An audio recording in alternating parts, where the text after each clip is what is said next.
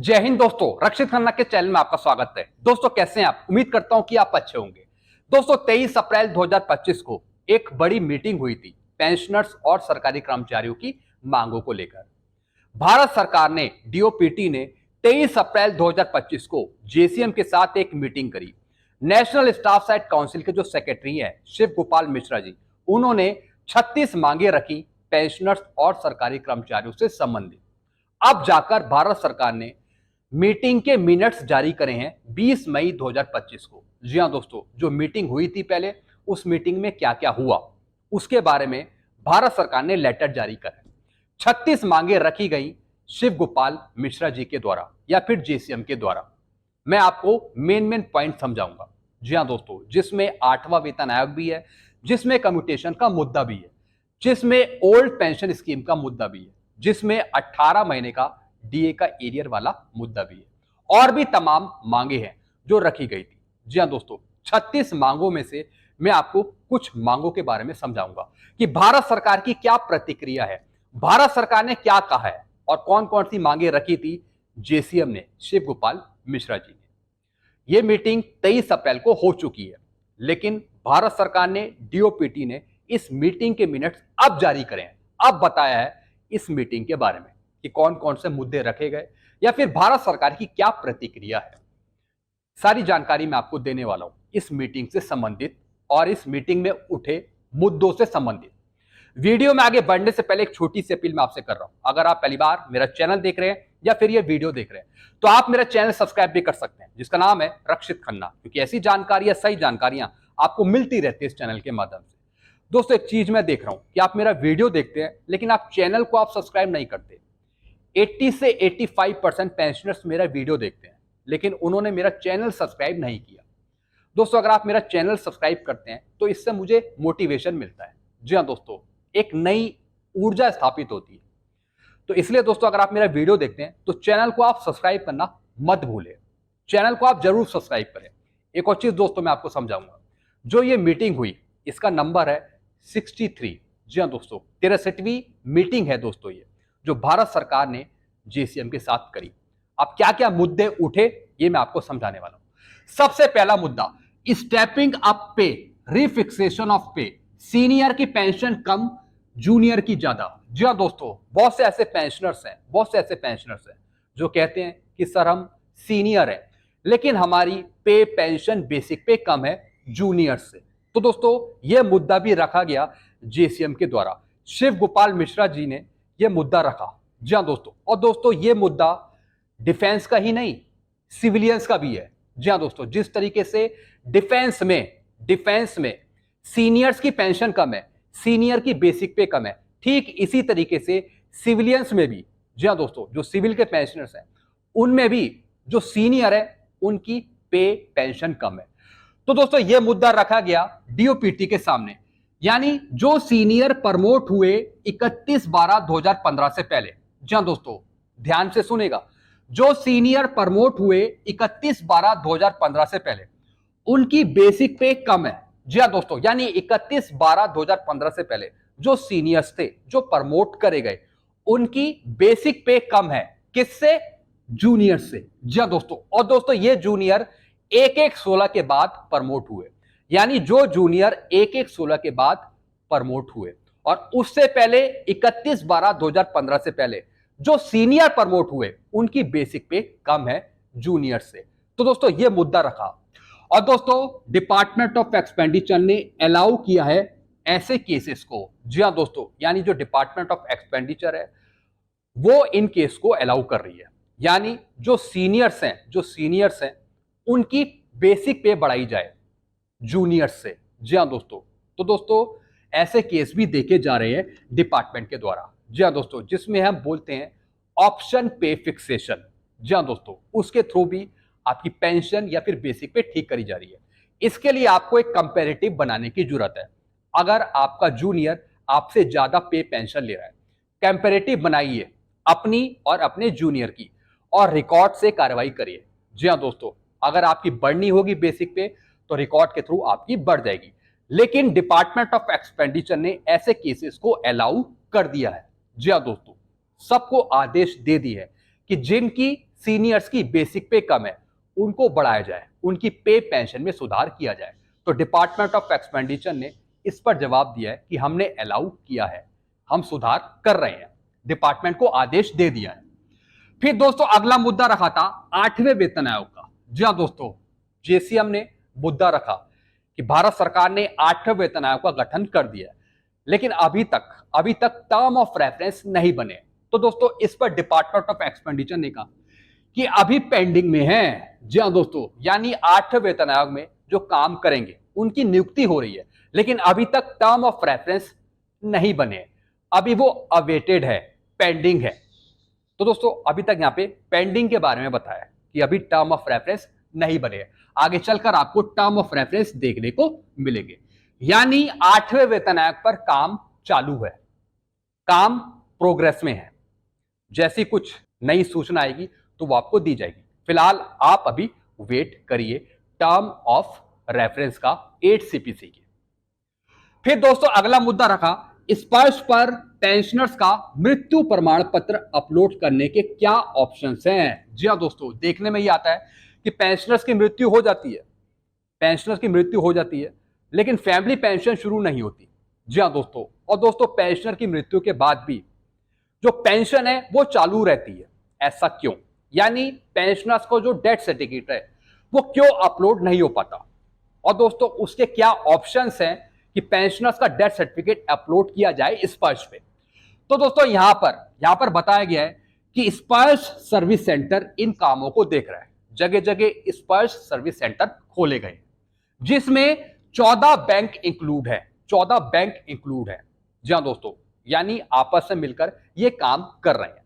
Pensioners का death certificate वो upload कर रहे हैं स्पर्श पे, ताकि सबसे पहले पेंशनर के मरने के बाद पेंशनर्स की पेंशन स्टॉप हो सके, फिर बाद में फैमिली पेंशन शुरू हो सके। तो इसके लिए बताया है कि स्पर्श सर्विस सेंटर खोले गए हैं जिसमें 14 बैंक इंक्लूड हैं, साथ ही साथ कॉमन सर्विस सेंटर भी अपना काम कर रहे हैं। जो पेंशनर्स हैं, फैमिली पेंशनर्स हैं, वो जा सकते हैं कॉमन सर्विस सेंटर या फिर स्पर्श सर्विस सेंटर, सुविधाजनक बनाया गया है। फिर दोस्तों 500 ऑफिस है डीएडी के। जी हाँ दोस्तों, 500 ऑफिस भी खोले गए हैं जो डायरेक्ट स्पर्श के पेंशनर्स की हेल्प कर रहे हैं या फिर फैमिली पेंशनर्स की हेल्प कर रहे हैं। एक और ऑप्शन इन्होंने बताया कि ऑनलाइन भी आप डेथ सर्टिफिकेट अपलोड करके पेंशनर्स की पेंशन स्टॉप करा सकते हैं। जी हाँ दोस्तों, चाहे वो वाइफ हो, चाहे वो स्पाउस हो, या फिर कोई नॉमिनी पर्सन हो। तो दोस्तों इन्होंने बताया कि अगर पेंशनर की मृत्यु होती है तो किस तरीके से पेंशनर का डेथ सर्टिफिकेट अपलोड किया जाता है, उसके क्या क्या ऑप्शंस है। आप कॉमन सर्विस सेंटर जा सकते हैं, स्पर्श सर्विस सेंटर जा सकते हैं, या फिर जो 500 ऑफिस बने हुए हैं डीएडी के वहां पर जा सकते हैं फैमिली पेंशन शुरू करवाने, या फिर पेंशनर का डेथ सर्टिफिकेट अपलोड करवाने, या फिर आप खुद ऑनलाइन भी पेंशनर का डेथ सर्टिफिकेट अपलोड कर सकते हैं। मैं वाइफ की, स्पाउस की बात कर रहा हूं। और अगर पीपीओ में और डेथ सर्टिफिकेट में नाम मिसमैच हो रहा है तो दोस्तों हेडक्वार्टर की तरफ से, रिकॉर्ड ऑफिस की तरफ से आप इन चीजों को ठीक करवा सकते हैं। तो दोस्तों ये जानकारी दी गई है, यही मुद्दा उठाया गया था। फिर दोस्तों अगला मुद्दा उठा अर्न लीव का पैसा। जी हाँ दोस्तों, जो अर्न लीव का पैसा है री एम्प्लॉयड एक्स सर्विसमैन का दूसरी जॉब से रिटायरमेंट के वक्त। जी हाँ दोस्तों, जैसे कि दोस्तों भूतपूर्व सैनिक है, पूर्व सैनिक है, वो कहीं दूसरी जगह जॉब करता है और वो वहां से भी रिटायर हो जाता है दूसरी जॉब से, तो फिर दोस्तों जो वहां से मिलने वाला पैसा है किसका, अर्न लीव का, उसकी स्थिति क्या है, क्या वो मिल रहा है या नहीं मिल रहा। तो दोस्तों इसके बारे में बताया गया है कि अभी ये अंडर एग्जामिन है। जी हाँ दोस्तों, डिपार्टमेंट ऑफ एक्सपेंडिचर और डीईएसडब्ल्यू डिपार्टमेंट के बीच, यानी department of ex serviceman welfare और डिपार्टमेंट ऑफ एक्सपेंडिचर के बीच ये मामला अभी लंबित है, अभी इसे एग्जामिन किया जा रहा है। फिर दोस्तों अगला मुद्दा उठा कम्यूटेशन का।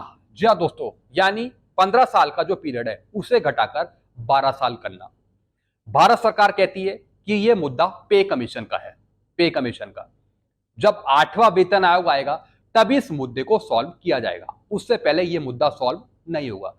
तो दोस्तों जेसीएम ने यह मुद्दा रखा था कि भैया बताया जाए कि कम्यूटेशन का जो पीरियड है वो 12 साल होगा या नहीं होगा। तो दोस्तों यहाँ पे भारत सरकार ने बताया कि यह मुद्दा पे कमीशन का है। जब 8वां वेतन आयोग आएगा तो उसी में यह मुद्दा रखा जाएगा जैसा पे कमीशन आदेश देगा उसी के अनुसार फिर कार्य किया जाए। फिर दोस्तों अगला मुद्दा रखा रिस्क अलाउंस के बारे में। जी हाँ दोस्तों, रिस्क अलाउंस के बारे में चर्चा करी गई, जिसमें डिफेंस सिविलियंस का रिस्क अलाउंस या फिर सेंट्रल गवर्नमेंट के एम्प्लॉई हैं जैसे कि रेलवे के एम्प्लॉई हैं या फिर डिफेंस सिविलियंस हैं, उनका जो खतरा है जॉब में, जी हाँ दोस्तों, जिसे हम रिस्क अलाउंस बोलते हैं, उसके बारे में दोस्तों यहां पे बताया कि रक्षा मंत्रालय, रेल मंत्रालय इस विषय पर बात करके डिपार्टमेंट ऑफ एक्सपेंडिचर को प्रपोजल भेजें। जी हाँ दोस्तों, यानी दोस्तों इसमें रिस्क अलाउंस का मुद्दा उठाया गया, यानी एम्प्लॉय को जो रिस्क है जॉब के वक्त, चाहे वो रेलवे कर्मचारी हो या फिर वो डिफेंस का कोई जवान हो। वैसे दोस्तों इसमें डिफेंस सिविलियन की बात करिए और साथ ही साथ जो रेलवे कर्मचारी है उसके रिस्क की बात करिए, और इस मुद्दे को कौन देखेगा, मिनिस्ट्री ऑफ डिफेंस या फिर रेल मंत्रालय, उनका एक प्रपोजल जाएगा डिपार्टमेंट ऑफ एक्सपेंडिचर के पास, तभी कुछ फाइनल फैसला आ सकता है। फिर दोस्तों अगला मुद्दा उठा नोशनल इंक्रीमेंट का। जी हाँ दोस्तों, मुद्दा उठाया गया नोशनल इंक्रीमेंट का। तो दोस्तों भारत सरकार ने बताया कि हमने ऑलरेडी लेटर जारी कर दिया है 20 मई 2025 का, हमने अलाउ कर दिया नोशनल इंक्रीमेंट देने के लिए। जी हाँ दोस्तों, भारत सरकार ने बताया कि हमने अलाउ किया है, हमने लेटर निकाल दिया नोशनल इंक्रीमेंट का 20 मई 2025 का। इसके अनुसार जो जून में रिटायर हुए उन्हें जुलाई का इंक्रीमेंट मिल जाएगा, जो दिसंबर में रिटायर हुए उन्हें जनवरी का इंक्रीमेंट मिल जाएगा। फिर दोस्तों अगला मुद्दा उठा पेंशनर्स की रिकवरी। जी हाँ दोस्तों, देखने में ही आया है कि जब पेंशनर्स रिटायर होता है पेंशन तो मिलती है, लेकिन साथ ही साथ कुछ दूसरे तरीके से उनकी रिकवरी करी जाती है, जिसके बारे में पेंशनर्स को या फिर फैमिली पेंशनर्स को जानकारी नहीं होती।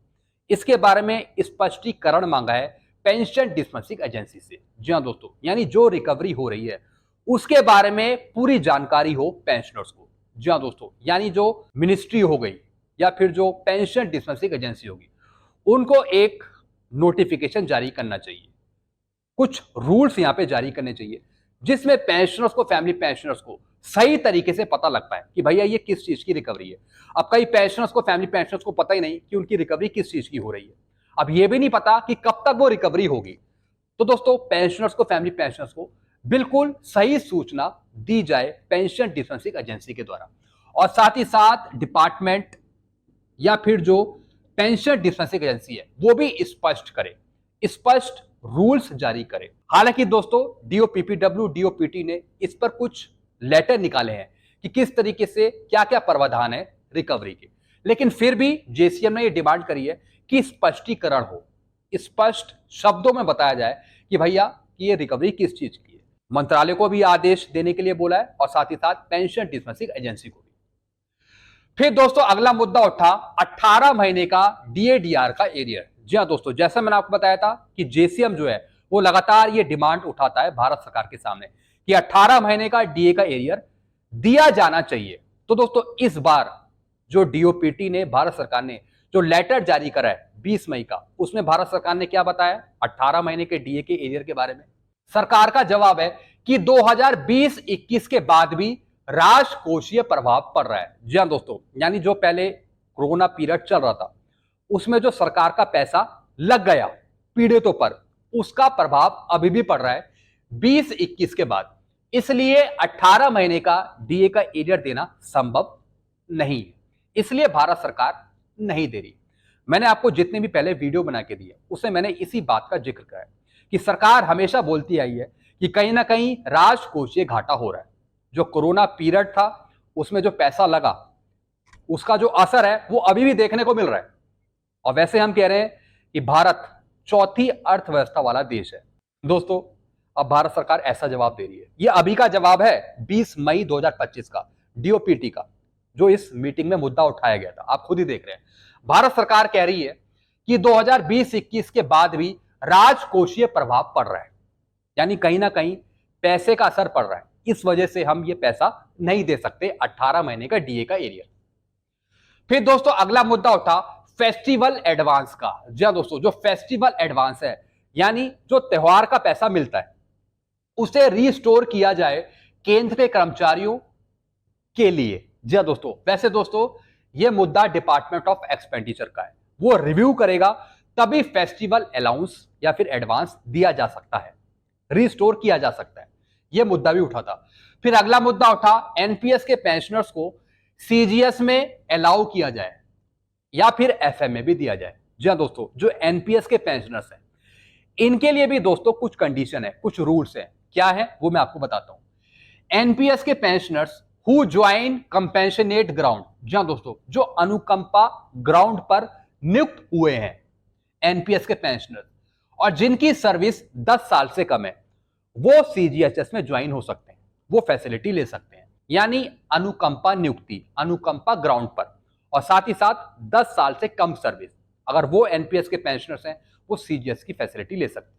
फिर दोस्तों अगला मुद्दा था ओल्ड पेंशन स्कीम का, जो 1/1/2004 के बाद अपॉइंट हुए हैं। जो दोस्तों एडवर्टाइजमेंट निकला था पहले, जिसमें जो डेट थी वो 2004 से पहले की थी, लेकिन नियुक्ति हुई 2004 के बाद की।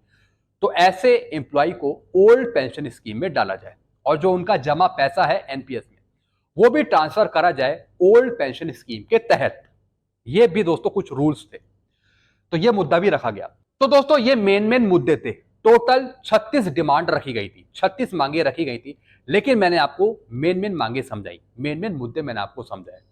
जो भी भारत सरकार ने यहाँ पे जवाब दिया है वो किसी फेवर में जवाब नहीं दिया है पेंशनर के या फिर सरकारी कर्मचारियों के, डामर डोल वाला जवाब दिया है। 18 महीने का जो डीए का एरियर था वो फिर से यहाँ पे सरकार ने मना कर दिया। 8वें वेतन आयोग के बारे में कहा है कि अभी टर्म ऑफ रेफरेंस रेडी नहीं है, अभी काम चल रहा है। जी हाँ दोस्तों, हो सकता है कि थोड़ा टाइम लगे टर्म ऑफ रेफरेंस आने में। अभी हम इंतजार कर रहे हैं 8 सीपीसी के टर्म ऑफ रेफरेंस का। भारत सरकार ने अभी यहाँ पे स्थिति स्पष्ट नहीं करी है। नोशनल इंक्रीमेंट का भारत सरकार ने बता दिया कि हमने लेटर जारी कर दिया है। कम्यूटेशन के बारे में कहा है कि ये 8वें वेतन आयोग का मुद्दा बन गया है, 8वें वेतन आयोग में ये सॉल्व हो सकता है, उससे पहले नहीं। फिर दोस्तों एनपीएस का यहाँ पे मुद्दा उठा, फेस्टिवल एडवांस का मुद्दा उठा और स्टेपिंग अप पे का मुद्दा यहाँ पे उठा।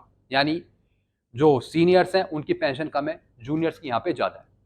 तो दोस्तों ये मेन मुद्दे थे जो मैंने आपको यहाँ पे समझा दिए। लेकिन एक चीज मैं आपको समझाऊंगा, मिनिस्ट्री ऑफ डिफेंस को मीटिंग करनी चाहिए जेसीएम के साथ। जी हाँ दोस्तों, जो जेसीएम है शिव गोपाल मिश्रा जी है, वो सिविलियंस के ही मुद्दे रखते हैं भारत सरकार के सामने। लेकिन मैं चाहता हूं कि मिनिस्ट्री ऑफ डिफेंस, रक्षा मंत्रालय या फिर डीईएसडब्ल्यू डिपार्टमेंट भी जेसीएम के साथ मीटिंग करे। जी हाँ दोस्तों, जो नेशनल स्टाफ काउंसिल के जो सेक्रेटरी हैं शिव गोपाल मिश्रा जी, उनके साथ रक्षा मंत्रालय मीटिंग करे और पूर्व सैनिकों के या फिर जवानों के जो मुद्दे हैं उनको रखा जाए जेसीएम के साथ, ताकि जेसीएम फिर वो मांगे रखे भारत सरकार के सामने। तो दोस्तों ये देखने में आता है कि जो जेसीएम है शिव गोपाल मिश्रा जी हैं, वो सिविलियन से ही जुड़े हैं, उससे रिलेटेड मुद्दे ही वो भारत सरकार के सामने रखते हैं। जो मेन मुद्दे हैं पूर्व सैनिकों के, जैसे कि ओआरओपी का मुद्दा या फिर विसंगतियों का मुद्दा, वो भारत सरकार के पास नहीं पहुंच पाता जेसीएम के द्वारा, और ना ही जेसीएम को इसके बारे में पता है। तो मैं ऐसी अपील करता हूं रक्षा मंत्रालय से कि रक्षा मंत्रालय भी मिनिस्ट्री ऑफ डिफेंस जेसीएम के साथ मीटिंग करे और अपने मुद्दे बताए, पूर्व सैनिकों के लिए या फिर जवानों के लिए मुद्दे रखे, ताकि जेसीएम फिर वो मुद्दे भारत सरकार के सामने रखे, ताकि इससे और अधिक मांगे पूर्व सैनिकों की और जवानों की शामिल हो सके भारत सरकार के सामने। अगर आप मेरी बात से एग्री करते हैं तो एग्री जरूर लिखेगा कमेंट बॉक्स में। तो दोस्तों बस यही जानकारियां थी जो मैं लेके आया था। आई होप सारी जानकारी आप अच्छे से समझ होंगे। आपको लेटर चाहिए होगा मीटिंग के मिनट्स का, तो आप मेरे से ले सकते हैं। चैनल को आप सब्सक्राइब करें और वीडियोस को शेयर करना मत भूलिएगा। Thank you so much.